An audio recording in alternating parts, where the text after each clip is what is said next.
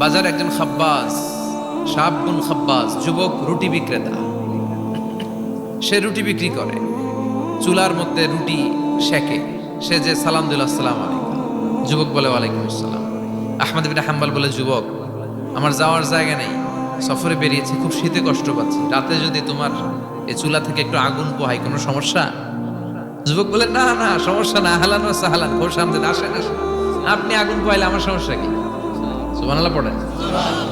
আল্লাহ শুকরিয়া করে উনি বসলেন আর আগুন পোহাচ্ছেন, আর খেয়াল করলেন যুবক রুটি বানায় আর পরে আস্তাগফিরুল্লাহ, রুটির দলা বানায় পরে আস্তাগফিরুল্লাহ, খামির বানায় আর পরে আস্তাগফিরুল্লাহ, রুটি নিয়ে উনুনের ভিতরে চুলার ভিতরে সেকা দেয় আর পরে আস্তাগফিরুল্লাহ, দোকানদারের কাছে কেউ আসলেই সে রুটি দেয় আর পরে আস্তাগফিরুল্লাহ, ক্রেতার কাছ থেকে টাকা নিয়ে ক্যাশ বক্সে রাখে আর কি পড়ে, আবার রুটি বানানো শুরু করে আর কি পড়ে, খালি এটাই পড়তেছে। ইমাম আহমদ ইবনে হাম্বল